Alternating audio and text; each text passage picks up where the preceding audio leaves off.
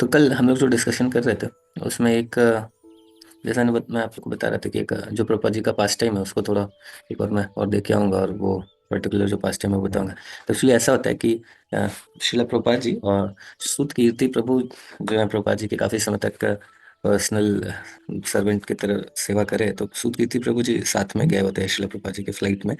And then फिर एक व्यक्ति मिलता है, मतलब फिर वहाँ फ्लाइट में जा रहे होते हैं तो जो पफ्ड राइस है, चूरा जिसको कहते हैं, वो खा रहे होते हैं। और फिर उनके तो जब पा लेते हैं तो फिर उनकी एक फ्लाइट जो क्या कहते हैं उसको, एयर होस्टेस, हाँ, तो वो आती हैं। वो फिर देखती हैं तो फिर उसके बाद तो उनके मतलब वो जब देखती हैं बोले आप ये क्यों खा रहे हैं। तो जब प्रभुपाद जी पा लेते हैं तो फिर दोनों उनके जो सुध कीर्ति प्रभु रिकॉर्ड डिवोटी रहते हैं तो दोनों मेक्सिको से बेसिकली वहाँ जा रहे होते हैं।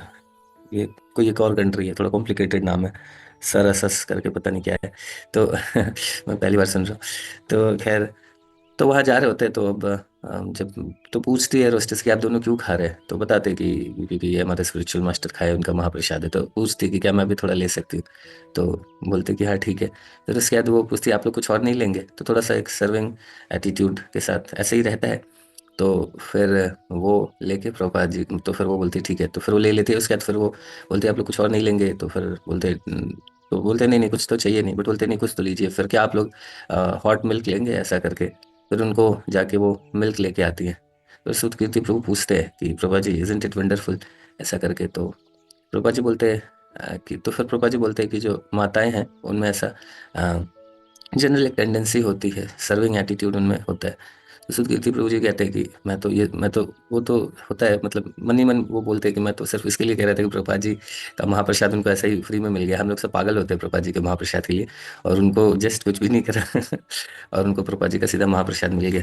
तो ऐसा करके फिर उसके बाद फिर यही स्टोरी सुध कीर्ति प्रभु कहीं पे ये सुना रहे होते हैं।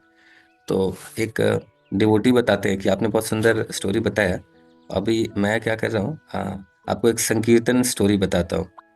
मतलब सेशन में सुधकीर्ति प्रभु दे रहे थे तो सेशन जिन्होंने अटेंड किया उसमें से एक डिवोटी बताते हैं कि मैं आपको एक संकीर्तन स्टोरी सुनाता हूँ कि मैं ब्राज़ील में था और ब्राज़ील में डिफरेंट डिफरेंट प्लेसेस में जा रहा था और वहाँ पे जाके ये बुक डिस्ट्रीब्यूशन करता था, बुक डिस्ट्रीब्यूशन वगैरह। तो वहाँ पे ब्राज़ील के एक गाँव में एक ब्राज़ील में एक गाँव में एक रेन फॉरेस्ट था। वहाँ पे हम लोग बहुत दूर था मेन शहर से, वहाँ पे हरिनाम और बुक डिस्ट्रीब्यूशन वगैरह कर रहे थे और डोर टू डोर कर रहे थे। तो एक हमने मतलब एक घर खटखटाया तो उसमें से एक माता जी निकली, है ना, और देखा उन्होंने कि धोती कुर्ता में है। तो वो बुला के लेके आई। फिर वो चैंटिंग करती थी, उधर अंदर ऑल्टर था, ऐसा करके। तो उन्होंने तो वो जो अपने प्रभु जी थे वो बहुत खुश हो गए, कह रहे वाह आपके पास ऑल्टर, मतलब आप कैसे भक्त कैसे बने। तो फिर वो बताती है कि जब मैं एयर होस्टेस थी तब 10 साल पहले मैंने प्रभुपाद जी का महाप्रसाद खाया था। तो 10 साल के बाद वो एक शुद्ध भक्त का महाप्रसाद खाने का जो रिजल्ट था अल्टीमेटली वो भक्ति में आ गई। तो खैर हम लोग जैसे बता रहे थे कि उत्तम अधिकारी को का अगर कोई दर्शन भी प्राप्त कर लेता है तो उसके अंदर भी डिवोशन डेवलप हो जाता है। और प्रभुपाद जी के ऐसे कई सारे डिसाइपल्स हैं जो बताते हैं कि प्रभुपाद जी को हमने फर्स्ट टाइम देखा तो उनके अंदर इतनी प्योरिटी दिख रही थी, इतनी प्योरिटी लग रही थी कि फिर मेरे अंदर से वो इच्छा डेवलप हुई कि मैं भी अभी मुझे भी भक्ति करना चाहिए, क्या मैं ऐसा बनना चाहता हूँ। ऐसा कई श्रील प्रभुपाद डिसाइपल बताते हैं। फिर प्रभुपाद जी को जब हमने देखा तो उस समय हमें उनको देख के ऐसा फील हुआ ना कि हमें भी भक्त बनना चाहिए, है ना। हमें भी हम जैसे ये हैं अभी भक्त वक्त तो उनको नहीं पता था, बट उनके अंदर यही भाव आया कि जैसे ये हैं वैसा ही हम काश हम भी बन सके, है ना। ऐसा करके उनके अंदर ये एक फीलिंग आई। तो वही जैसे चैतन्य महाप्रभु बताते हैं कि इवन अगर कोई एक बार भी हरे कृष्ण महामंत्र बोल दे, भगवान का नाम बोल दे, वो भी वैष्णव है ना। लेकिन तो ऐसे अलग अलग स्तर है वैष्णव का। जब चैतन्य महाप्रभु से पूछा जाता है वैष्णव कौन है, वैष्णव कौन है, तो एक बार तो ऐसा बताते हैं। फिर बार जब बार बार पूछा जाता है कि और वैष्णव कौन है, तो फिर चैतन्य महाप्रभु बताते हैं कि जिसको देख के ही भगवान के परम वैष्णव है, काइंड ऑफ ऐसे समझ सकते हैं कि परम वैष्णव कौन है, जिसको देख के ही हमारे अंदर इच्छा हो चैंटिंग करने की, भगवान का नाम लेने की और भगवान की भक्ति करने की। तो ये हाईएस्ट है। ठीक है, आज हम लोग नेक्स्ट जो वर्स है उसको पढ़ते हैं। तो आप में से कौन रीड कर रहे हैं, एक बार हैंड रेज कर सकते हैं। दीदी माता जी, ठीक है।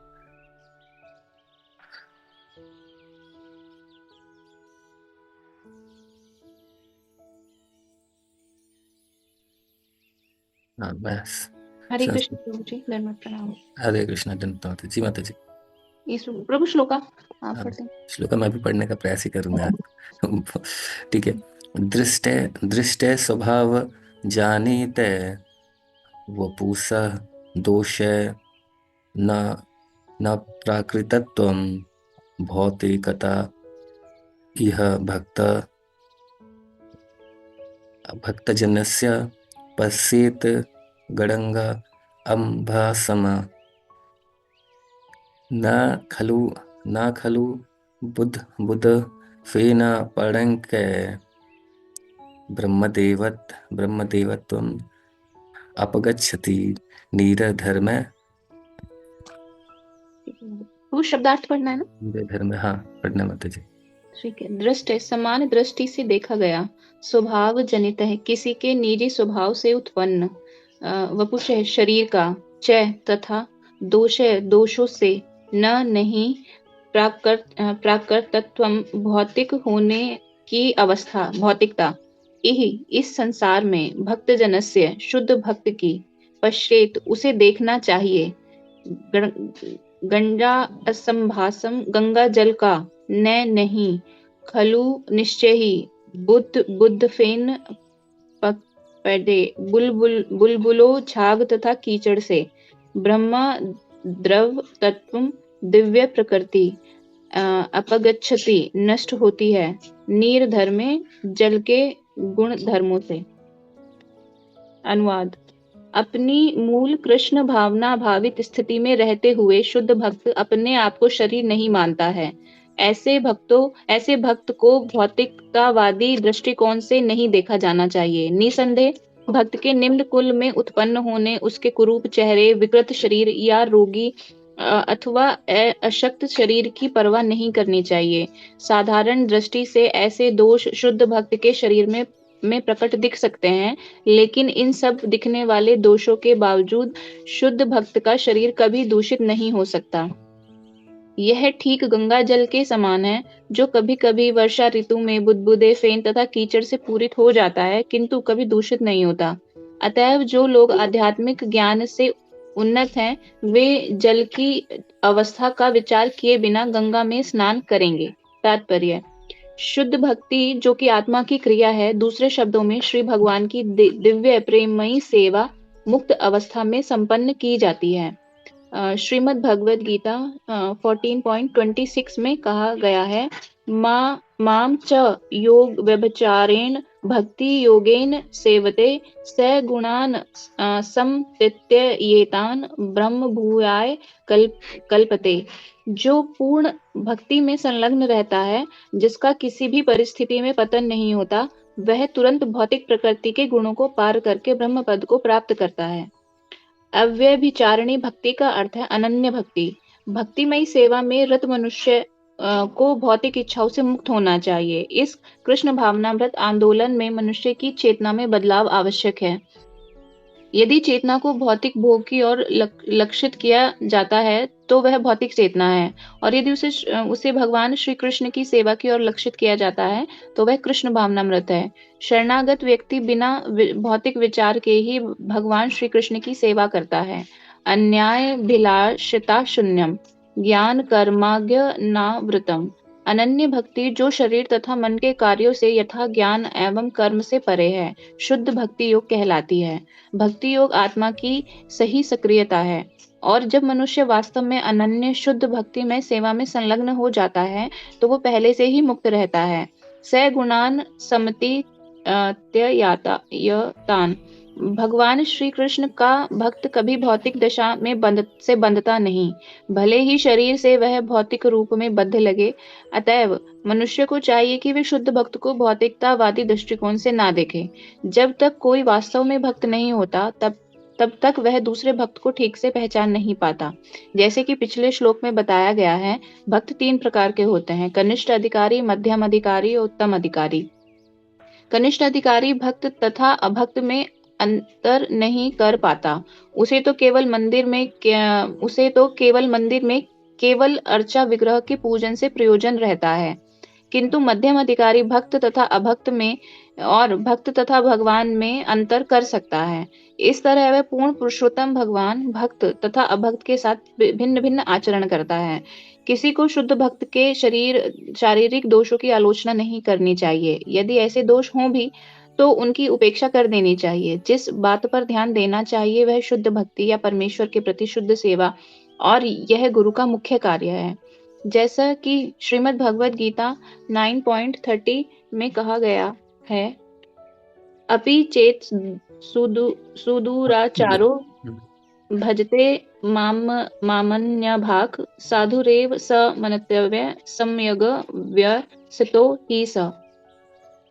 यदि कोई भक्त कभी घृणित कर्म करता प्रतीत हो भी, तब भी उसे साधु समझना चाहिए, क्योंकि उसकी वास्तविक पहचान तो यह है कि वह भगवान की प्रेममयी सेवा में लगा हुआ है। दूसरे शब्दों में उसे सामान्य व्यक्ति नहीं समझना चाहिए। शुद्ध भक्त भले ही ब्राह्मण या गोस्वामी परिवार में न जन्मा हो, किंतु यदि वह भगवान की सेवा में लगा रहता है तो उसकी उपेक्षा नहीं करनी चाहिए। वास्तव में जाति या वंश परंपरा जैसी भौतिक बातों पर आधारित गोस्वामी परिवार नहीं हो सकता। गोस्वामी उपाधि तो शुद्ध भक्तों का एकाधिकार है। इस प्रकार हम 6 गोस्वामियों की बातें करते हैं, जिनमें श्रील रूप गोस्वामी तथा श्रील सनातन गोस्वामी प्रमुख हैं। वे एक प्रकार से मुसलमान बन चुके थे, अतएव उन्होंने अपना नाम दबिर खास तथा शाकिर मल्लिक रख लिया था, लेकिन चैतन्य महाप्रभु ने स्वयं उन्हें गोस्वामी बनाया। अतएव गोस्वामी उपाधि वंशागत नहीं है। गोस्वामी शब्द उस व्यक्ति का सूचक है जो अपनी इंद्रियों को वश में रख सके, जो इंद्रियों का स्वामी हो। भक्त इंद्रियों के वश में नहीं होता, वह तो इंद्रियों का नियामक होता है। फलस्वरूप उसे स्वामी या गोस्वामी कहा जाना चाहिए, भले ही वह गोस्वामी परिवार में उत्पन्न न हुआ हो।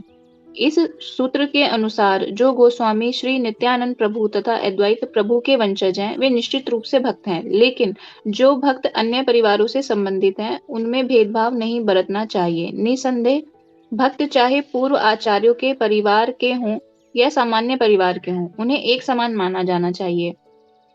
किसी को यह सोचकर कि ओह, यह अमेरिकी गोस्वामी है, उसके साथ भेदभाव नहीं बरतना चाहिए। न ही यह सोचना चाहिए कि यह नित्यानंद वंशज गोस्वामी है। कृष्ण भावनामृत आंदोलन के अमेरिकी वैष्णवों को गोस्वामी उपाधि दिए जाने पर भीतर ही भीतर विरोध की धारा चल रही है। कभी कभी लोग अमेरिकी भक्तों से सीधा कह बैठते हैं कि उनका संन्यास या उनकी गोस्वामी उपाधि प्रमाणिक नहीं है, किंतु श्रील रूप गोस्वामी के इस श्लोक के अनुसार अमेरिकी गोस्वामी तथा आचार्य कुल के गोस्वामी अभिन्न हैं। दूसरी ओर जिस भक्त को गोस्वामी की उपाधि प्राप्त हुई हो, किंतु उसका पिता ब्राह्मण नहीं है, या वह नित्यानंद प्रभु या अद्वैत प्रभु के गोस्वामी परिवार से उत्पन्न नहीं हुआ हो, तो उसे यह सोचकर झूठे ग्रवित नहीं होना चाहिए कि वह गोस्वामी बन गया है। उसे यह सदैव स्मरण में रखना चाहिए कि ज्यों ही वह भौतिक दृष्टि से ग्रवित हो उठता है, उसका पतन हो जाता है। यह कृष्ण भावनामृत आंदोलन का एक दिव्य विज्ञान है और इसमें ईर्ष्या तथा द्वेष के लिए कोई स्थान नहीं है। यह आंदोलन उन परमहंसों के लिए है जो समस्त द्वेषों से रहित हैं। परम निमृतसराणाम। मनुष्य को यह ईर्ष्या नहीं करनी चाहिए कि वह गोस्वामी परिवार में उत्पन्न हुआ है या उसे गोस्वामी की उपाधि प्रदान की गई है। जो ही कोई ईर्ष्या करता है वह परमहंस के पद से गिर जाता है। यदि हम वैष्णव के शारीरिक दोषों पर ध्यान देते हैं तो यह समझ लीजिए कि हम वैष्णव के चरण कमलों पर अपराध कर रहे हैं। वैष्णव के चरण कमलों पर किया गया अपराध अत्यंत गंभीर होता है। निसंदेह श्री चैतन्य महाप्रभु ने इस अपराध को हाथी माता अर्थात उन्मत्त हाथी का अपराध कहा है। एक उन्मत्त हाथी विनाश कर सकता है, विशेष रूप से जब वह सुंदर कटे छटे उद्यान में प्रवेश कर जाता है। अतः मनुष्य को अत्यंत सावधान रहना चाहिए कि उससे किसी वैष्णव के प्रति अपराध ना हो। प्रत्येक भक्त को श्रेष्ठ वैष्णव से उपदेश ग्रहण करने के लिए तैयार रहना चाहिए और श्रेष्ठ वैष्णव को कनिष्ठ वैष्णव की सभी तरह से सहायता करने के लिए तैयार रहना चाहिए। कृष्ण भावनामृत में अपने आध्यात्मिक विकास के अनुसार ही कोई किसी से श्रेष्ठ या निकृष्ट होता है। मनुष्य को भौतिक दृष्टि से शुद्ध वैष्णव के कार्य देखना वर्जित है। विशेष रूप से नवदीक्षित द्वारा शुद्ध भक्त को भौतिक दृष्टि से देखा जाना अत्यंत हानिप्रद है। अतएव शुद्ध भक्त का बाहरी स्वरूप नहीं देखना चाहिए, अपितु उसे आंतरिक गुण देखने चाहिए। और यह समझने का प्रयत्न करना चाहिए कि वह भगवान की प्रेम भक्ति में किस तरह लगा हुआ है। इस प्रकार शुद्ध भक्त को भौतिक दृष्टि से देखने से बचा जा सकता है और इस तरह कोई मनुष्य स्वयं भी धीरे धीरे शुद्ध शुद्ध भक्त बन सकता है। जो लोग कृष्ण भावनामृत को किसी विशेष वर्ग के लोगों, किसी विशेष वर्ग के भक्तों या किसी विशेष भूखंड तक ही सीमित मानते हैं, वह सामान्यतया भक्त के बाह्य लक्षणों को देखने के आदी होते हैं। ऐसे नौसिखिए उन्नत भक्त की उत्कृष्ट सेवा को न समझ सकने के कारण महाभागवत को अपने जैसे स्तर पर ले आने का प्रयत्न करते हैं। इस कृष्ण भावनामृत का संसार भर में प्रसार करने में हमें ऐसी कठिनाई का अनुभव होता है। दुर्भाग्यवश हमें ऐसे नवदीक्षित गुरु भाइयों से घिरे हुए हैं जो विश्व भर में कृष्ण भावनामृत को प्रसारित करने के असाधारण कार्य को नहीं समझ पाते।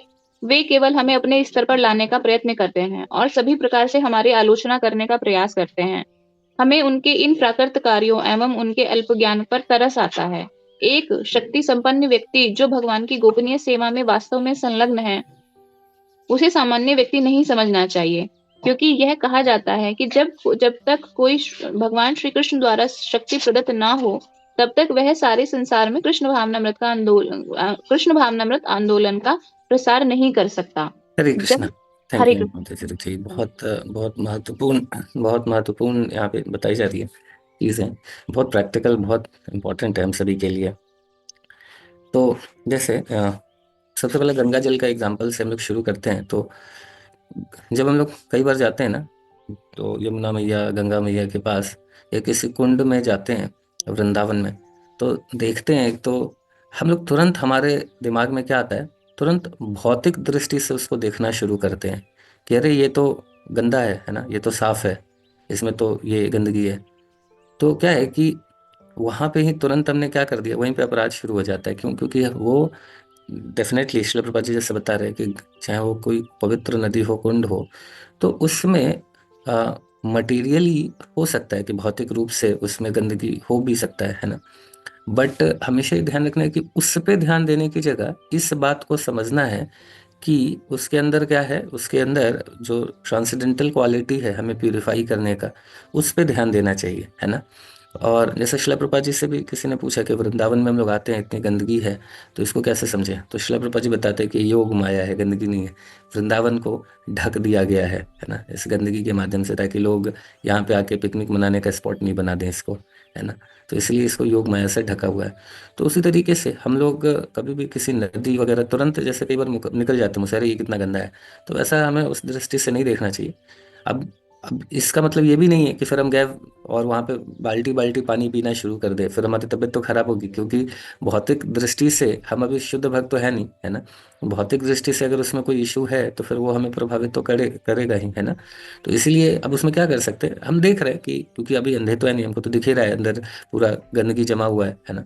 तो उस समय हम क्या कर सकते हैं, ऐसा नहीं कि अच्छा हमने पढ़ा था कि इसको, ये तो गंदा नहीं है, ये तो ट्रांसेंडेंटल है बोल के हम पूरा 2-4 ग्लास पी ले, है ना, तो उससे फिर तबीयत तो खराब होगी। तो फिर हमें क्या करना है, तो ऐसे हमें क्या करना है, उसके ट्रांसेंडेंटल क्वालिटी को ध्यान देते हुए, ट्रांसेंडेंटल क्वालिटी को समझते हुए हम लोग क्या करते हैं कि हम लोग एक ड्रॉप ले लेंगे, है ना। जब हम लोग आचमन वगैरह करते हैं तो फिर क्या करते हैं, 1-2 ड्रॉप डालेंगे मुंह में और बाकी अपने सर पे छिड़क लेंगे, वो कर सकते हैं, है ना। तो ये बड़ा महत्वपूर्ण है, क्योंकि कई बार दोनों गलती होती है। कई बार क्या होता है कि कुछ लोग बोलते हैं नहीं बहुत गंदा है, जाएंगे ही नहीं, और दूसरे लोग क्या करते हैं, कुछ लोग ऐसे भी हैं कि उसके अंदर देखेंगे नहीं नहीं कमी है, उसको इग्नोर कर देंगे और फिर बोलेंगे नहीं ये तो ट्रांसेंडेंटल है, पी लेंगे और बाद में उनका लूज मोशन शुरू हो जाएगा, तो बोलेंगे अरे पेट खराब हो गया ना। तो उसी तरह भक्तों से डील करने का तरीका है ये, है ना, कि डिवोटीज के अंदर डेफिनेटली जो ट्रांसेंडेंटल क्वालिटी है, क्योंकि वो भगवान की सेवा में लगे, वो सबसे बड़ी क्वालिटी तो यही है। जैसे बताया जाता है कि 26 गुण है वैष्णवों के अंदर, है ना, मतलब हर किसी के अंदर है, नेचुरल है। बट उसमें से अगर एक गुण है तो बाकी भी गुण प्रकट अपने आप हो जाएंगे। वो एक गुण क्या है, भगवान के प्रति समर्पित होना, है ना, भगवान की सेवा में लगा रहना। और ये चीज़ हमने प्रैक्टिकली, जैसे मैं अभी बताता हूँ कि शुरुआत में कृष्णा कॉन्शियसनेस में आया तो बहुत सारे तो बहुत अच्छे अच्छे भक्त लगे। एक आध लोग ऐसे थे कि मुझे बड़ा देख के उनको आश्चर्य हुआ कि ये भक्ति कैसे कर रहे हैं, इतना इतना इनका मटेरियलिस्टिक अप्रोच है भक्ति में भी, आके इसी तरीके से करते हैं, है ना। तो मतलब मुझे बड़ा आश्चर्य हुआ कि ये सारे तो एकदम अच्छे अच्छे लोग हैं, ये ऐसा ऐसे कैसे है ना। बट ग्रेजुअली उसमें एक दो लोगों के लिए ऐसा लगता था, उसमें से एक आध लोग तो निकल गए, एक और कुछ लोग बच भी गए। बट अभी जब उनसे, अभी कुछ समय पहले महाराज जी की व्यास पूजा में मैं मिला, तो मैं उनसे मिला 15 साल पहले, उनसे 14 साल 15 साल ऐसा लगभग पहले उनको देखा था, तो बड़े खतरनाक थे। बट अभी इतने सुंदर तरीके से मतलब बात करने में इतना ट्रांसफॉर्मेशन लगा है ना। तो क्या है कि, तो डेफिनेटली अगर कोई भक्ति में लगा हुआ है, भगवान बोल रहे हैं कि कितना भी कोई दुराचारी क्यों नहीं हो, अगर वो भक्ति में लगा हुआ है तो वो अल्टीमेटली भगवान क्या बोल रहा है कि साधु के रूप में मैं देखता हूँ और वो साधु बन जाएगा, है ना। तो उसी तरीके से हमें अंदर से कभी भी एक्सटर्नल को देख के हमें मतलब उसको जज करने की आवश्यकता तो नहीं है ना। उसके ये क्वालिटी को हमें हमेशा अप्रिशिएट करना चाहिए कि भगवान की सेवा में तो लगा हुआ है ना। ये है। बट उसके साथ साथ जो थोड़ा सा बट उसके साथ साथ जैसे हमने बताया कि अगर पानी बहुत खराब है ना, तो फिर हमें, फिर ऐसा भी नहीं है कि हम फिर कहें कि नहीं नहीं खराब नहीं है तो ये तो ठीक है, तो फिर वो तो गड़बड़ हो जाएगा। तो उसी तरीके से अगर कोई कोई चीज़ है जिससे हम बहुत ज़्यादा प्रभावित हो रहे हैं, तो वो चीज़ थोड़ा सा हमें ध्यान से उसे डील डील करना आना होगा, है ना। अगर कोई भक्त है ना, अगर मान लीजिए कि उसकी आदत है, अब पूरा पहले आदत है वो उधार मांगने की, हर छोटी छोटी चीज़ों पे ऐसा करके अगर ये है, तो मान लीजिए जस्ट तो फिर अभी अगर या कुछ ऐसा है, तो हम फिर क्या करेंगे कि मतलब उस चीज़ के लिए ये नहीं है कि हम टोटल भक्त उससे एकदम दूरी हो जाएंगे, है ना। उससे दूरी हो जाएंगे कि अरे ये तो यही करेगा, नहीं, हम बाकी उससे यही बताएंगे कि नहीं ठीक है, जब कभी ज़रूरत है तो मैं आपको दे दूंगा, बट ऐसा रेगुलरली तो मैं नहीं दे पाऊंगा। बट हम एसोसिएट तो करेंगे क्योंकि हमें बहुत कुछ सीखने के लिए मिलेगा उनसे, है ना। और हम सारे डिवोटीज में कुछ ना कुछ डिफेक्ट है, तो हम सभी को छोड़ तो नहीं सकते, सभी को छोड़ देंगे तो फिर जाएंगे कहाँ, है ना। तो हमें कहने का मतलब यही है कि जैसे आ, पानी है और उसमें अगर कुछ हमें इम्प्योरिटी दिख रही है, तो उस इम्प्योरिटी को तो हम थोड़ा देख सकते हैं, मतलब उससे थोड़ा सा उसके अकॉर्डिंगली उससे बच सकते हैं, है ना। लेकिन हमें डील करना बेसिकली सीखना होगा, है ना। बट हम भक्तों का संग तो नहीं छोड़ सकते, है ना।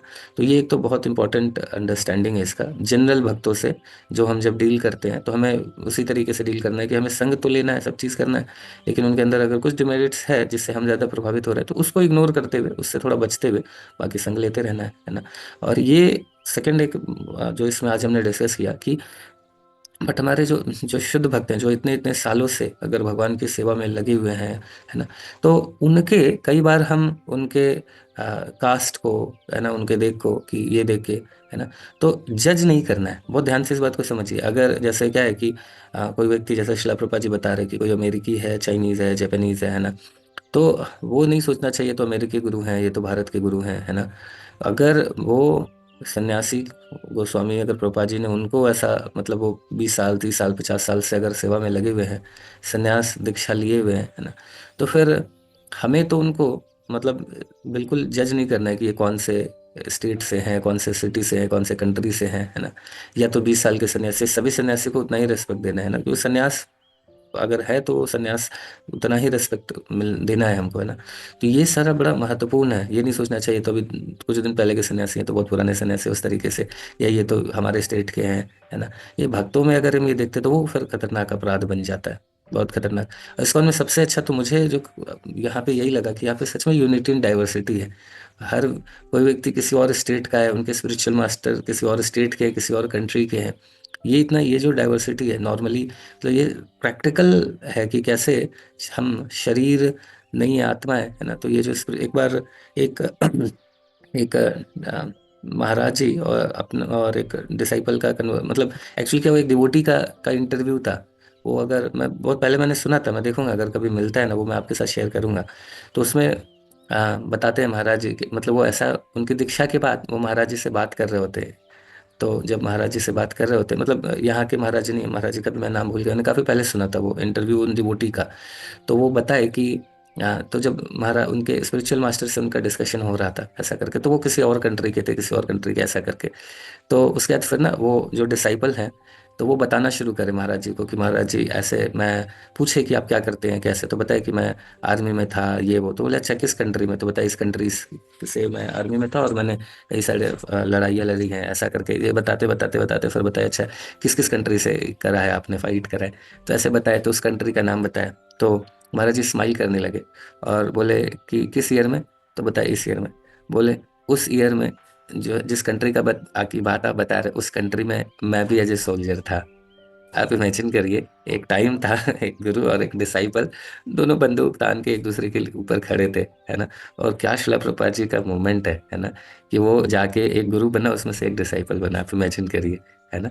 तो अमेजिंग है ना, मतलब ये सुन के मेरे तो एकदम रोंगटे खड़े हो गए थे कि क्या क्या शिला प्रभुपाद जी ने मूवमेंट दिया है। मतलब सोचिए, दो अपोजिट आर्मी वाले लोग, है ना, एक आज आके एक डिसाइपल और एक स्पिरिचुअल मास्टर बना हुआ है और भक्ति कर रहे हैं। तो हमें फिर इस तरीके से कि अच्छा ये उस कंट्री के, इस कंट्री के, इस तरह से नहीं देखना चाहिए।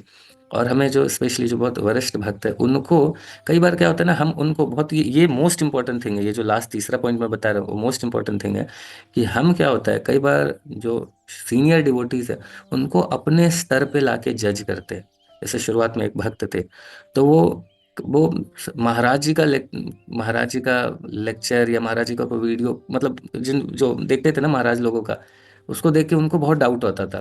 तो मेरे से बार बार वो पूछते थे कि प्रभु जी वो, मतलब जैसे महाराज जी ने केक काटा, एक महाराज है, तो महाराज जी अभी क्या है, कई सारे अलग अलग महाराज जी अलग अलग कंट्री से है, तो उनका एक अलग अपना मतलब, अब क्या है कि जैसे यहाँ पे स्पेशली भारत में जो सन्यासीज हैं उसमें से कुछ सन्यासी थोड़ा ग्रेव हैं, मतलब काफी ऐसा गंभीर, बट जो आप अगर देखेंगे मोस्टली जो भारत के बाहर के सन्यासी है वो लोग थोड़ा बहुत फ्रेंडली हैं। तो उसमें से एक महाराज जी ने क्या हुआ कि बर्थडे था, तो महाराज जी ने केक काटा, और केक काटने के बाद ऐसे ऐसे जैसे तलवार को करते उसी तरह चाकू वो ऐसे ऐसे कर दिया। उसके लिए फिर वो डिवोटी मेरे पास आके ऐसा मतलब कि प्रभु जी ये क्या है, ये महाराज को शोभा देता है क्या, ऐसा करके, है ना। तो हम क्या सोच रहे हैं कि हम अपने स्तर पे लाके महाराज जी को भी जज कर रहे हैं, है ना। तो उसमें गलती क्या हो गया, मतलब ऐसा थोड़ी कि रेगुलेटिव प्रिंसिपल को काट दिया उन्होंने, है कि नहीं। वो जब तक जो बोल रहे हैं गुरु साधु शास्त्र में इनलाइन है, तब तक हमें उनके एक्टिविटी को जज करने की आवश्यकता नहीं है। एक बार इसी तरीके से ना एक महाराज को देखा, मतलब एक महाराज जी एक्सरसाइज कर रहे थे, है ना। तो उसका एक, क्योंकि बहुत सारे द्वेषी लोग हैं, है ना, तो उन्होंने क्या करा कि एक वो ऐसा करते रहते, तो एक महाराज एक्सरसाइज कर रहे थे, है ना, तो उनका एक वीडियो बना के और किसी ने भेजा था, तो यूट्यूब पे किसी ने अपलोड किया था कि देखो सुबह के टाइम में एक शुद्ध भक्त क्या कर रहा है ना। मतलब उसका कमेंट था कि महाराज हैं तो इनको तो जप करना चाहिए, एक्सरसाइज कर रहे हैं। तो मतलब क्या है कि ये सब भयानक वाली मूर्खता है। अब महाराज हो सकता है कि उनका हो क्या सकता है, डेफिनेटली अगर एक्सरसाइज करे स्वास्थ्य ठीक नहीं होगा, डॉक्टर ने बोला है, तो उसमें तो एक्सटर्नल्स को हमें इस तरीके से नहीं देखना है कि अरे ये तो महाराज है, ये तो सन्यासी हैं, इनका कैसे स्वास्थ्य खराब हो गया, है ना। तो ये इनका कैसे कैसे स्वास्थ्य खराब हो गया, इनको भी एक्सरसाइज करने की जरूरत पड़ रही है ना। ये भी तो हमारी तरह है, हमारी तरह वॉशरूम जा रहे हैं।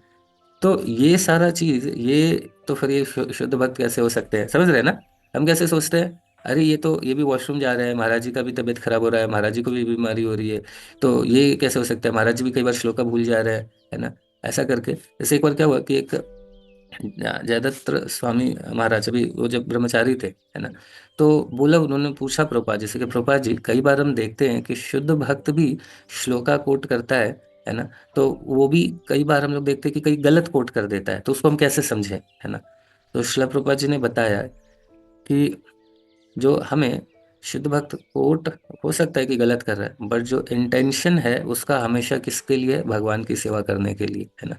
तो वो इंटेंशन, एक शुद्ध भक्त परफेक्ट है, परफेक्ट का मतलब किस में परफेक्ट है, इंटेंशन में परफेक्ट है ना।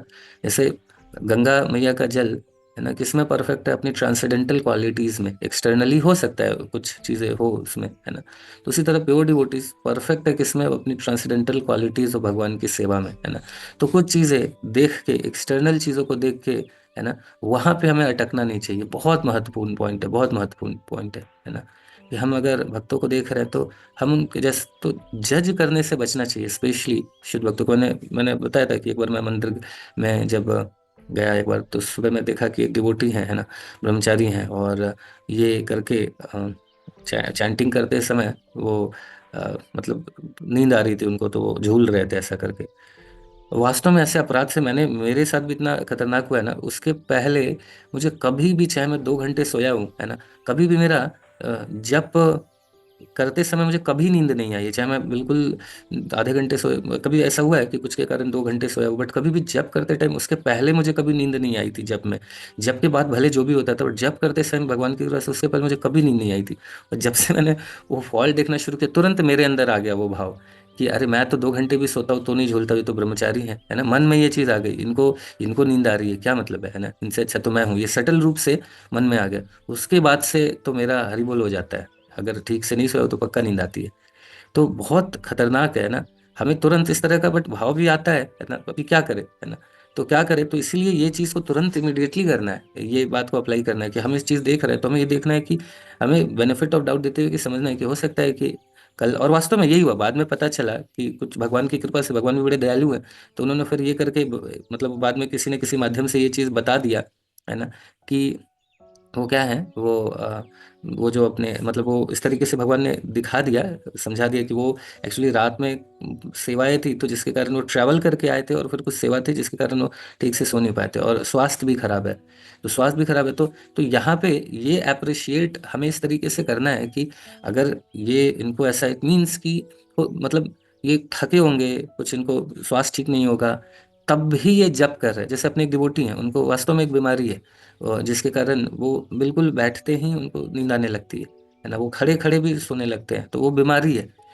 बट अभी फुल टाइम डिवोटी हैं, अगर हम देख रहे हैं ऐसे किसी व्यक्ति को कि मंदिर में है और बैठ के वो झूल रहा है इस तरीके से, तो देन हमें तुरंत ये नहीं, मतलब हमारा दिमाग क्या आता है, तुरंत हम अपने से अपने स्तर पे लाके जज करने लगते हैं। बट हमें क्या देखना है कि अरे ये इनके अगर ये भी ऐसे कर रहे हैं तो इट मीन्स कि कुछ उनका स्वास्थ्य, कुछ तो प्रॉब्लम होगा तभी तो कर रहे हैं। लेकिन बड़ी बात यह है कि वैसे स्थिति में भी ये जप करने का, टेम्पल हॉल में आके मॉर्निंग टाइम पे प्रयास कर रहे हैं, है ना, ये अप्रिशिएट करने वाली बात है, रादर देन ये देखने की कि वो अभी झूल रहे हैं, है ना। तो इस तरीके से देखना नहीं सीखेंगे, हम अपने स्तर पे लाके अगर उनको जज करने लगेंगे, तो फिर हमारा बैंड बजना तय है ना। तो ये बहुत महत्वपूर्ण है कि डील करना किसी को स्टेट को बोल के कि है ना, ये तो बंगाली है ना, या तो ये तो ऐसा है या तो वैसा है ना। कई सारे जैसे जर्मन और ज्यूइश, ये दोनों लोगों का बहुत मतलब अच्छा रिलेशन तो नहीं होता है, बट कई सारे ऐसे डिवोटी हैं, है ना, कई सारे ऐसे डिवोटी हैं जो जर्मन हैं और उनके स्पिरिचुअल मास्टर परम पूज्य राधानाथ स्वामी महाराज जी हैं, जो कि ज्यूस, जिनका शरीर ज्यूस कम्युनिटी से बिलोंग करता है, कई सारे ऐसे लोग हैं, है ना। तो शरीर के बेसिस पे इस तरीके से कुछ हमें जज करना, है ना, वो थोड़ा ठीक नहीं है। तो ये चीज़ को थोड़ा सा समझना होगा। अगर हम सही तरीके से, जब हम किसी नए लोगों के प्रति इस तरीके से करते हैं तो वो तो पाप की कैटेगरी में आता है, तो हमारी हमारा हमारा साधना हमारी थोड़ी नीचे जाएगी, बट 2-4 महीने में सही हो जाएगी। बट हमने शुद्ध भक्तों के प्रति ऐसा अपराध किया तो 5 साल 6 साल तक साधना का हरिबोल रहेगा, और उस समय भक्ति से बाहर जाना, 5-6 साल हमारा जब खराब हो जाए तो बचेंगे क्या भक्ति में, है कि नहीं, फिर तो हमारा बैंड बच जाएगा। टिकना 5-6 साल नीचे जाएगा तो कोई व्यक्ति लगा रहे तो फिर ठीक हो जाएगा, है ना। लेकिन 5 साल 10 साल भी हो सकता है, तो उस समय तक टिकना बहुत मुश्किल है। उस समय जनरली हमारा जब में ड्राई लगेगा, भक्ति में मजा नहीं आएगा, तो हम तो मजा वाला भक्ति कर रहे हैं तो हम चले जाएंगे, तो पता चला कि तो भक्ति में टिके रहे नहीं कि वापस कम बैक भी हो सके, है ना। इसलिए अपराध से तो बचना चाहिए, हमें किसी को जज करने की आवश्यकता नहीं है ना। तो ये थोड़ा सा ध्यान में रखना है, क्योंकि ये खतरनाक आता है ना। एक एक प्रॉपर डिसाइपल है, एक बार बहुत सुंदर सेशंस देते हैं, बहुत सुंदर सेशन देते हैं। एक दिन वो व्यास आसन पे बैठे, और वहाँ पे बहुत सुंदर उनका फॉरेन बैकग्राउंड से है, और बहुत सुंदर सुंदर सेशंस देते हैं, बहुत सारे उनके सेमिनार्स वेबिनार्स है, और मुझे काफ़ी कुछ उनसे भी सीखने के लिए मिला है। बट एक दिन वो यहाँ पे आए थे नोएडा में, तो बैठे व्यास आसन पे, तो भागवतम का श्लोक था, तो भागवतम का श्लोक उन्होंने बोला कि ये मैं पढ़ नहीं पाऊंगा, किसी और को बोला भी आप पढ़ो ऐसा करके।